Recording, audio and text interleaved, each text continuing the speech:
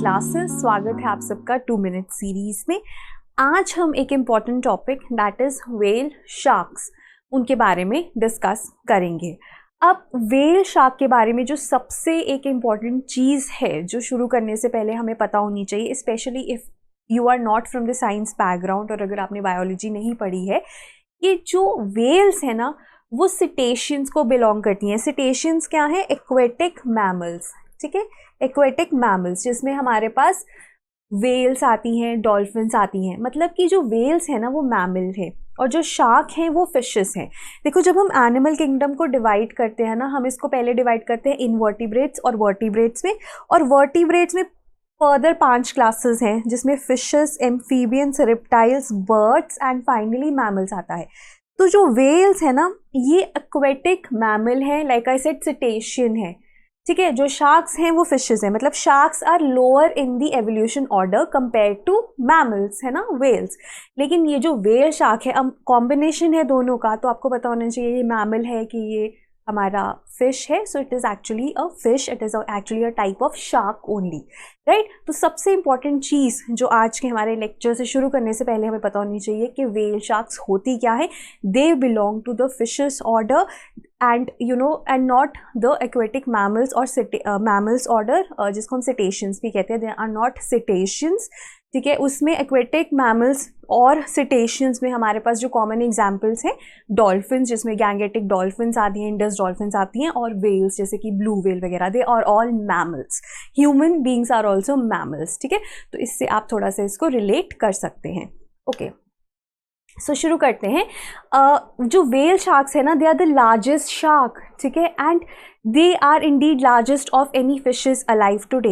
देखो, जब हम एक्वेटिक मैमल्स की बात करते हैं, जब वेल्स की बात करते हैं, डॉल्फिन्स की बात करते हैं, दे आर बिगर, लेकिन शार्क्स इतनी बड़ी नहीं होती। लेकिन जो वेल शार्क है, it is actually the largest non cetacean, ठीक है। So it is one of the largest shark, size wise ये काफ़ी बड़ी है, ठीक है। उसके बाद they are largest living non mammalian vertebrate. अब ये जो है ये वर्टिब्रेट्स तो है ही, है ना, fishes are vertebrates, fishes come under the category of vertebrates, fishes, amphibians, reptiles, birds सभी वर्टिब्रेट में आते हैं। So these are largest living non mammalian vertebrates. उसके बाद ना ये प्लैंक्टन्स पे फीड करती हैं ना। प्लैंक्टन्स, अगर आपने इन्वायरमेंट पे पढ़ा है कि प्लैंक्टन्स क्या होते हैं, जो पैसिव स्विमर्स होते हैं, जो वाटर के करंट के साथ ही मूव करते हैं। They can be phyto, they can be जू, है ना। तो ये प्लैंक्टन्स पे फीड करते हैं and they can travel large distances, ठीक है, क्योंकि इन्हें काफ़ी ज़्यादा खाना चाहिए होगा, because they want to sustain their size as well as reproduce.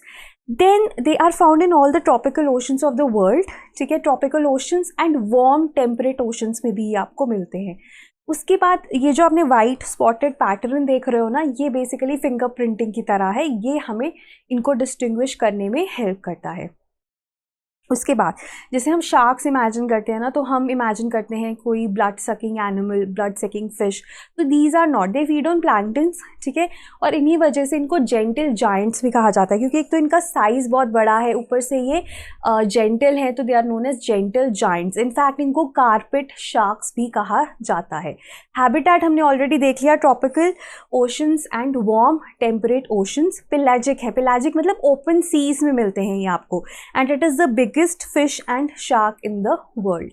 उसके बाद they actually like to roam around the world alone, तो ये लोनर्स हैं and but they can often gather in areas large numbers पे। वहाँ पे ये ज़रूर गैदर करती हैं जहाँ पे इनको खाना मिलेगा, ठीक है, जहाँ पे अबंडेंस है प्लैंक्टन्स की। सो उसी वजह से वो जो रीजन्स हैं वो टूरिस्ट अट्रैक्शन बन जाती हैं। और ये फिल्टर फीडर शार्क है, मतलब ये फिल्टर फीडर शार्क क्या है, ये पानी अंदर लेती है और उसी के साथ it feeds on the tiny planktons, ठीक है। उसके बाद क्या होता है, प्लैंक्टन्स के ऊपर ये फीड कर लेते हैं और जो पानी है वो बाहर निकल जाता है, तो इसलिए इन्हें फिल्टर फीडर शार्क्स भी कहा जाता है। अब this is how the shark looks, it is very huge. If you actually look, यहाँ पे आपको लोग भी दिख जाएंगे, तो साइज कंपैरिजन हो जाता है। उसके बाद थ्रेट्स, देखो ऐसा माना जाता है कि वेल शार्क एज सच कोई इंपॉर्टेंस नहीं है इसका, तो ये बाय कैच है कि किसी और फिश को हम टारगेट कर रहे थे जो फिशरमैन है, लेकिन ये बीच में फंस गई, ठीक है। सो उस वजह से दे आर थ्रेटेंड। उसके बाद they are not very edible, इसका जो मीट है इतना एडिबल नहीं है, लेकिन जिसे हम कहते हैं ना कि ह्यूमंस जो हैं उन्होंने ढूंढ लिया है कि हर एक पार्ट को कैसे हम एक्सप्लॉइट कर सकते हैं, तो दे आर मीट इनका एडिबल नहीं है, लेकिन जो इनके फिन्स होते हैं ना, जो इनके फिन्स होते हैं, उसका शार्क फिन सूप बहुत फेमस है चाइना और साउथ ईस्ट एशियन कंट्रीज़ में, ठीक है। उसके बाद liver can be used for commercial trade, oil की वैल्यू है।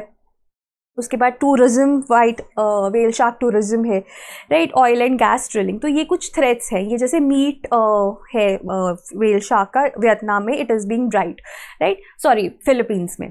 अच्छा, IUCN स्टेटस क्या है? इंडेंजर, ठीक है, तो नंबर्स तो ऑब्वियसली कम है।